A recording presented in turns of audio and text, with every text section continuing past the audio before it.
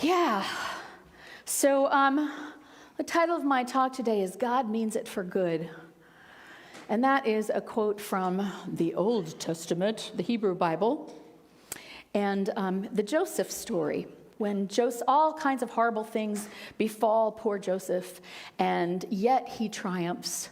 And when some of the people who were the ones that made him fall apologized, he said, you may have meant it for evil, but it's okay because God meant it for good.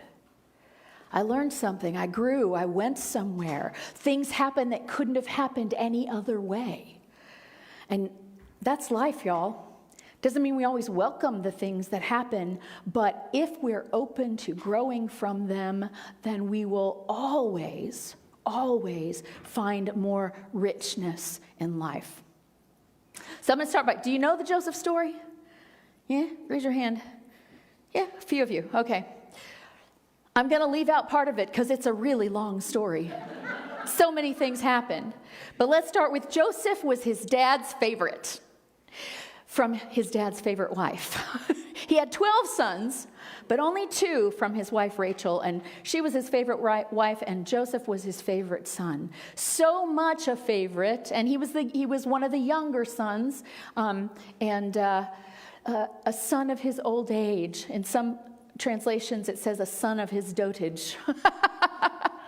So you know how when you're a grandmother, you have a lot more time to spend with your kids than you did when you were their actual mother. It's that kind of thing, I think. He really was there during the growing of Joseph, and he didn't handle it very skillfully. He let everyone know that Joseph was his favorite, and he acted as his favorite, and he bought him a coat of many colors, or a special long, fancy coat. His brothers were all wearing just plain old brown coats, but Joseph got the special coat. And that wasn't enough to make his brothers not really like him very much. He liked to follow his brothers into the fields when they were working and come back and tattle about what they were doing wrong to their dad, so they would get in trouble. So, nice coat, tattletale. And then, as if that weren't enough, Joseph had these dreams, these prophetic dreams, and he loved to share them. So one day he says to his brothers, guess what? I had this amazing dream that we were all sheaves in a field, and my sheaf raised up and stood upright, and all the other sheaves laid down before me to worship me. Isn't that a great dream, y'all? You can imagine the other brothers, So then he decided, he had another dream, and he said, y'all want to hear another dream? And I'm sure they said no. He said, I dreamed that I was the sun and the moon, and you were all the stars around me. Yeah. So they were just like, yeah, you're our favorite too. Not. One day the dad sent Joseph's brothers to Dothan to work to take the sheep to a new field to graze. And Joseph went with them. He actually didn't go with them. He saw them and he was like, I want to be there, probably to tattle. But when the brothers saw him coming from a distance, they went, this is enough. Let's kill him. Yeah, it's Old Testament, y'all. So lots of killing goes on. Let's kill him. And the older brother said, wait a minute. If we kill him, we'll have blood on our hands. Let's just, there are these empty wells around. Let's just throw him in one of those. And then, we won't have blood on his hands. He'll either be okay or he won't or whatever. So Reuben, the oldest son, was in his mind, he thought, well, I'll go back and get him out of the well after the others are gone. But what happened in the meanwhile is they saw these Ishmaelites on their way to Israel. And they thought, man, if he just dies in the well, what good does that do us? We could make some money off of him.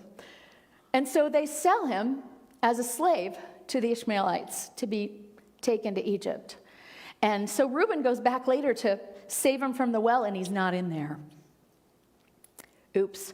So it's a while before they let Reuben know what's going on. They have Joseph's coat, because that's, of course, the first thing they did was rip the coat off of him. So then they killed a goat and covered the coat in blood and brought it home to Dad and said, "This is all that's left of Joseph." They didn't actually say what they did. And he said, "Is he dead?" And they said, "You look at the coat and the blood, I don't know what else you could think would happened." It's like they knew. It's like, I'm not going to lie. I murdered, but I'm not going to lie. What happened, though, is that when Joseph was sold into Egypt, he got sold into the household of a man named Potiphar, who was kind of high up in the king's council. He was an important guy. And he soon noticed that Joseph was useful. He was smart.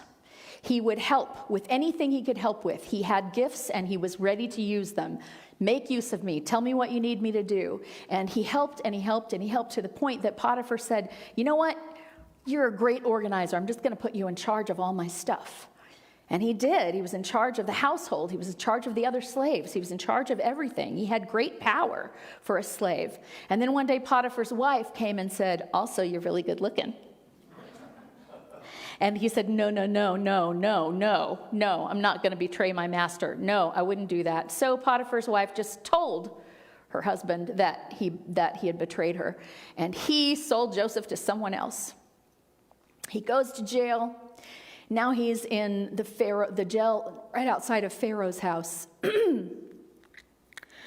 And same thing, he's making himself useful. What can I help with? What can I help with? Can I organize the prisoners? Can we get, things working more smoothly around here? He's always trying to help. And at one point, the king's cupbearer, the one responsible for bearing the cups, and the baker were thrown in jail. They did something, made Pharaoh really mad, and they got thrown in jail. And they had dreams. And they were talking about their dreams one night. The baker said, "I dreamed," let's see. The baker said, "I dreamed," I'm going to remember this dream, y'all. Okay, let's start with the cupbearer. He dreamed that there was a vine with 3 branches. And then he saw those vines grow into grapes. And then he saw the grapes being squeezed into a big cup. And Joseph said, "Well, that's easy. That means that in 3 days, you will be restored to the household, and you will again be the cupbearer to the king." Cool. And 3 days later, that's exactly what happened. And he said, "Hey, when you go to the king, tell him I got skills." And the cupbearer promptly forgot. But then the baker said, "I had a dream, and my dream was that there were all of these, there were 3 baskets, and there was bread, and I kept trying to put bread into the baskets, but each time I put bread into the baskets, they went away." And Joseph said, "Oh, well, that's easy." Joseph is very diplomatic. "That's easy. In 3 days, you're going to be killed. You're going to find your head on a spike." Sure enough, 3 days later, Pharaoh brought him back into the household and put his head on a spike. Yes, this is the Hebrew Bible, where God was a lot meaner than God is now. You can see how man created God in his image, right? Man is jealous, so we say God is jealous. Man does bad things when we're angry, so if a bad thing happens, it must be because God is angry. That's just how all civilizations ever figured out. I mean, the Greeks you look at anybody's mythology, it's horrible. And it's instructive. It's only horrible if you believe that it's factually true. That gets really scary. So, at some point, the Pharaoh keeps having the same dream over and over and over again, and he goes to all his people and he says, do you know anybody who interprets dreams? He keeps telling this dream that there were 7 fat cows that came out of the Nile, and then there were 7 thin cows, and the thin cows ate the fat cows. And then there were 7 ears of grain, and healthy, whole, beautiful grain. And then there were these dried out stalks of grain, and the dried out stalks ate the healthy stalks. And so he couldn't find anybody to interpret it. And he asked, and then the cupbearer went, oops, I was supposed to tell you this a couple years ago. But there's this guy who's really good at interpreting dreams. When he interpreted mine, it came true. And when he interpreted the baker's, it came true. I mean, it was exactly as he interpreted. So Pharaoh calls him in. He interprets the dream. He says, here's what the dream means. It means that for 7 years, you're going to have plenty. There's going to be lots and lots of food. You're going to have big, plentiful harvests. And then 7 years after that, there's going to be horrible famine across the whole land. And so the Pharaoh said, so what do we do about that? He said, well, obviously you need somebody who can organize getting all of the grain in and stored during the years of plenty so that it can last you through the years of famine. And they decided to put Joseph in charge of that. And he got people in each region to store up the grain. It was all very organized, right? And so when famine fell, Egypt didn't starve. And it didn't only happen in Egypt, that famine was all across the countryside. And so other people started coming to Egypt because it was the only place they knew of where you could actually buy food. And so at some point, Joseph's dad and his brothers are starving. They have lots of gold, but you can't eat gold. They have honey and wine, but that's not enough to live on. And they hear the rumor that there's grain in Egypt. So he's going to send the brothers down to Egypt. He sends the 10 oldest brothers, and he keeps Benjamin behind. Benjamin is Joseph's brother, who from his favorite wife, Rachel. Now Benjamin is the favorite. So the other 10 brothers go to Egypt, and they go before Pharaoh, and they say, we need food. We've brought money, we've brought goods. We need some food for our family. And sitting next to Pharaoh was Joseph. They didn't recognize him because he was all grown up and in robes and probably not of many colors. But he said to them, no, I think you're spies. I don't know what you're here for, but it's not just to get food. And they said, we swear on our father's life. We swear on anything. We just came. And he starts asking them questions. So where do you come from? How many brothers are you? They said, well, 12, but one's gone and one stayed with Dad. He's like, oh, okay, one's gone. And the other one stayed with Dad. How do I even know this is true? If you will, I'm going to give you some grain, and if you will go back to your father's house and bring one of you, go back to your father's house and bring the other brother while I hold the 9 of you in prison, then I will understand that you're telling the truth, and then you're free to go, and you can go in and out of Egypt anytime you want to. He keeps them in jail for 3 days. And then he comes back and he says, I tell you what, one of you can stay in jail, and the rest of you can go get the other brother and bring him back. So that's what happens. Lots of other stuff happens. The father cries, the father says no, blah, blah, blah, blah, blah. But eventually they bring back Benjamin with them. One of the things that happens, though, is that Joseph has somebody put the money that they paid for the grain with back into their sacks. So when they got home to Dad, they start unloading the grain, and they were like, here's the money. Oh, crap. If they catch us, they're going to think we didn't pay. Can we go back? We have all this money. And the dad said, you're going to go back, take twice the money and more gifts, and tell them you didn't mean to steal and you don't know how it happened, and we'll hope it's all going to be okay. And they take Benjamin with them. And that's what happens. He gives them more grain. They give him all the gifts and money. As they are leaving with all of the brothers, Joseph has his people put the money again back into their saddles. And then he says, I want one golden chalice. I need you to put it in the saddle of this particular brother, Benjamin. And as soon as they get on their way, he sends his police out.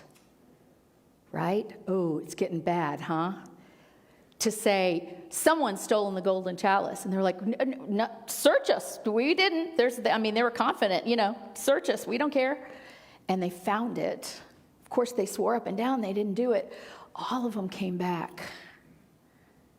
Benjamin was about to be punished. And interestingly enough, while all this was happening, the brothers were going, man, this is probably because we killed Joseph. Karma, man, it's come on us. But Joseph weeps when he sees them. When they come before him, he said, don't you know who I am? And eventually they understand that he's Joseph, and they bow down and say, thank you, thank you, thank you. You had no reason to do this, but you did it anyway, and we're bad and we're wrong, and we'll make it up to you for the rest of our lives.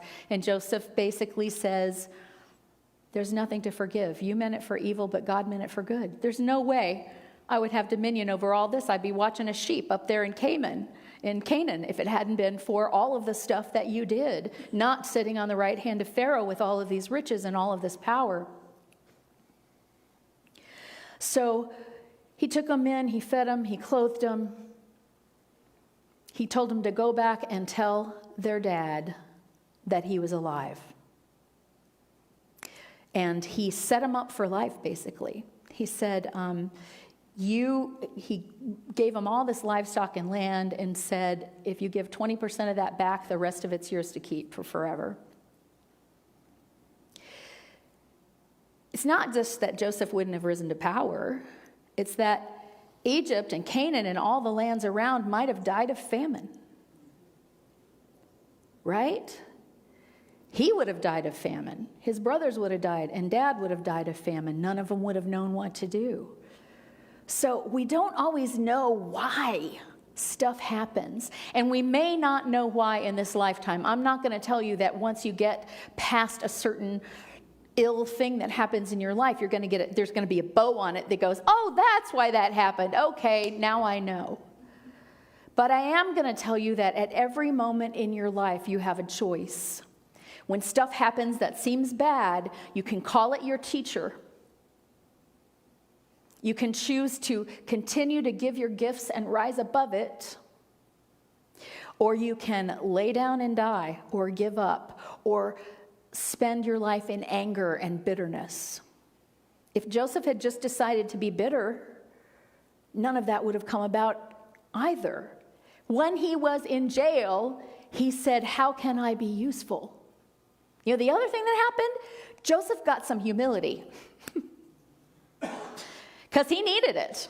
You know, Joseph wasn't a perfect guy. He was kind of a jackass. He needed some humility, and he got some humility. The brothers needed to feel the weight of their guilt. And then they were freed from that guilt when they realized that he hadn't actually died and that he had forgiven them. All of these things happened. I mean, except for the baker with his head on a spike. That wasn't Joseph's fault. Everybody comes out pretty good in this, right? So we don't know. You never know. I can't tell you how many times in my life I've gone, okay, it's all over now. That was it. So that was the last thing I knew to do. That was the last house on the block. There's nowhere else to go. And then something in me, something in someone I love has said, nope. Whatever it is, we're not stopping. We're going to keep going. We're going to step forward. We don't know how, but we're going to do it anyway. We're going to call for help. We're going to ask God. We're going to ask our neighbors. We're going to do something. And when we make that choice to not choose that it's all over, to not choose anger, to not choose bitterness, to not choose giving up, then good things always happen. Good things always happen. Now, I'm not saying you go, well, I'm glad I lost this person and he's dead now because good things are happening in my life. No. Loss is loss and it hurts. And when you don't die with your beloved, have you ever known anybody who physically stayed alive but died with their beloved? I have. A lot of times physically it follows too. But saying, I'm alive. I'm alive. And so what do I do now? Then good always comes of it. Always, always, always. I'm going to read you another quote from Pema Chodrun from her book, The Places That Scare You. It's hard to know whether to laugh or cry at the human predicament. Here we are with so much wisdom and tenderness, And without even knowing it, we cover it over to protect ourselves from insecurity. Although we have the potential to experience the freedom of a butterfly, we mysteriously prefer the small and fearful cocoon of ego.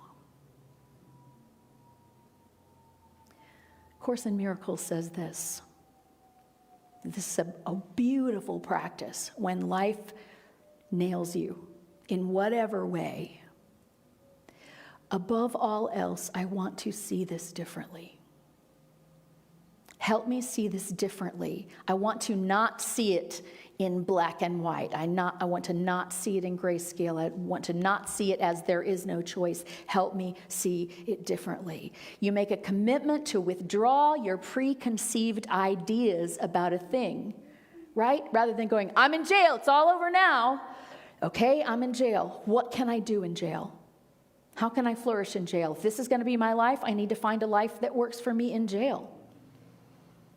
Not defining your life in past terms. Because if you go, I'll never get to tend the sheep again. I'll never see my father again. My coat is gone. I'll never have anything pretty to wear again. You know, you can do all that. Or you can say, okay, this is life now.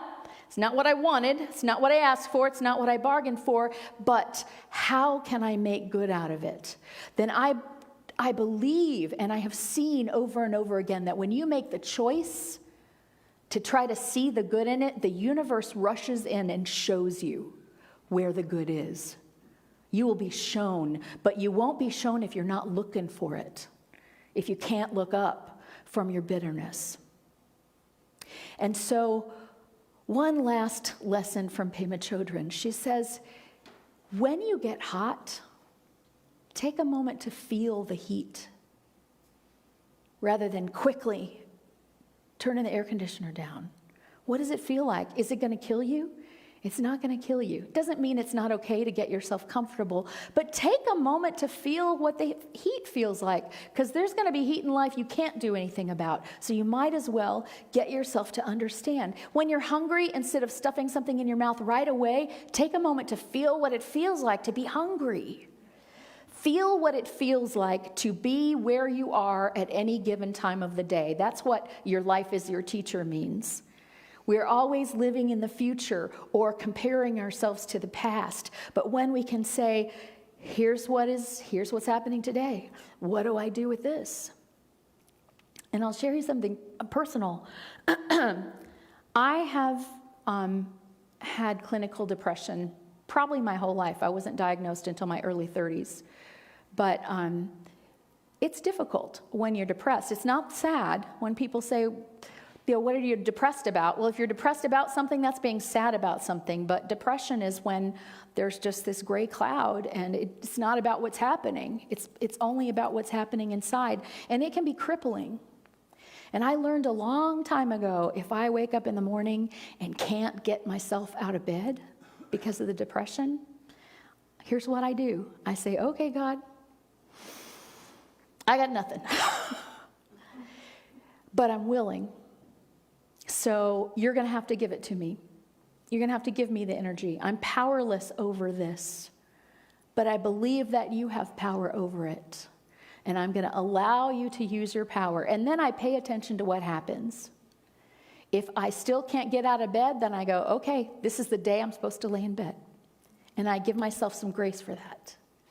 And if I find, which I do 90% of the time, that I suddenly get, I can do this. I can at least do this. No, I could do that. And then I start to move through my day and find some joy in it. But it doesn't happen when I'm resisting it. It happens when I give up and make a choice to ask higher power for help, to understand that this is my lot, but I don't have to see it as the end of the world. I don't have to fight against it. So that's just a small example of what you might face at times in your day and how you can turn it around simply by learning to see it more clearly and asking Spirit for help. And it doesn't matter what you call Spirit, the power of love, your higher self, God in heaven, God on earth, whatever. There is a higher energy than just our little selves. And when we call on it, then we get to use it for good, for ourselves and for others. So first you got to see, then you can see clearly. Then you can see differently. And then it's all for good, really. Thank you.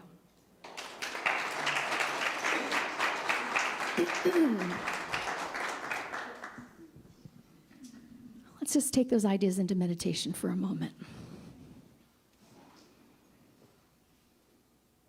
Just make yourself comfortable.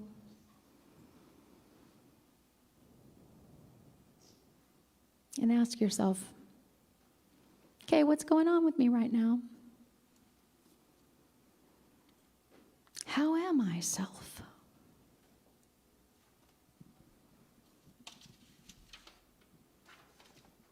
Perhaps you might put your hand over your heart and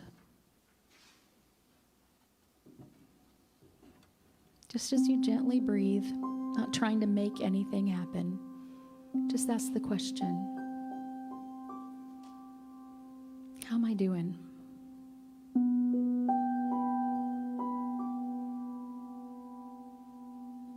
And see what arises.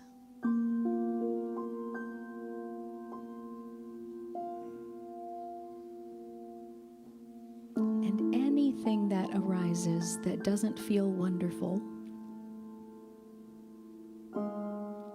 whether it be a feeling of guilt or sadness or grief, or anger, or resentment,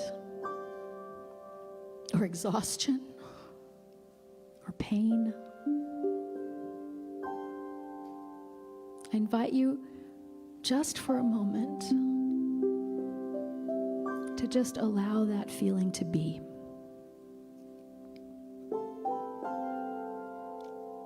Yep, this is what is here right now. And I'm okay.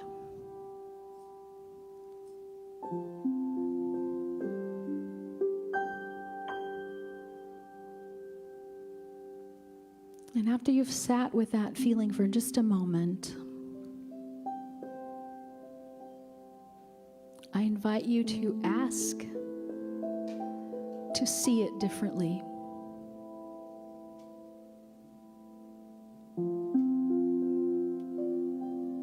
Let go of what I think about it and say, I'm open to new information about this.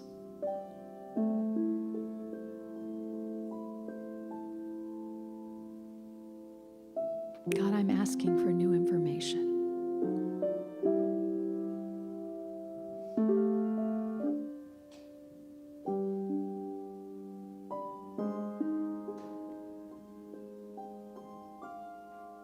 And pay attention to what comes up.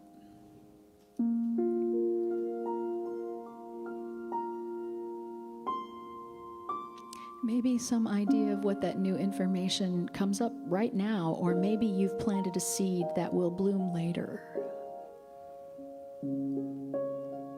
But the moment we make a choice to become willing to see it differently,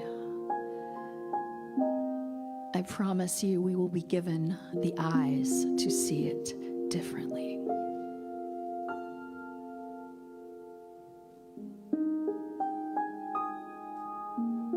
And when we see it differently, we think about it differently.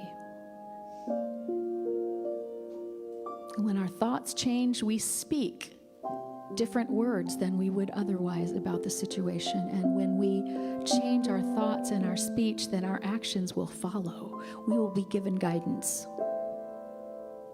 What's the next thing to do?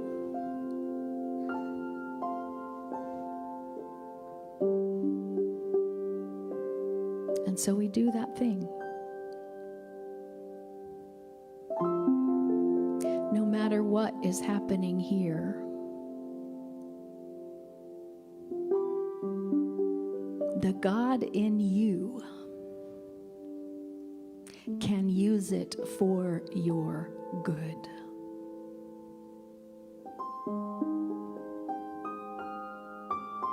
All you have to do is choose and allow and follow.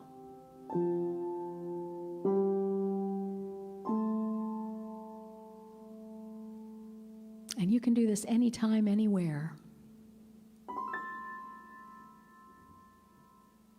I recommend you do it when you start to feel the weight. You know, that weight on your shoulders or your head, or the feeling that there's a rain cloud that follows just you around. Take a moment. Say, how you doing? Feel it. Ask if there's a different way to see it. Be willing to see it differently. Open yourself. Choose to make good come. And it will, because that's the way it works. But if you don't try it, you'll never know for sure.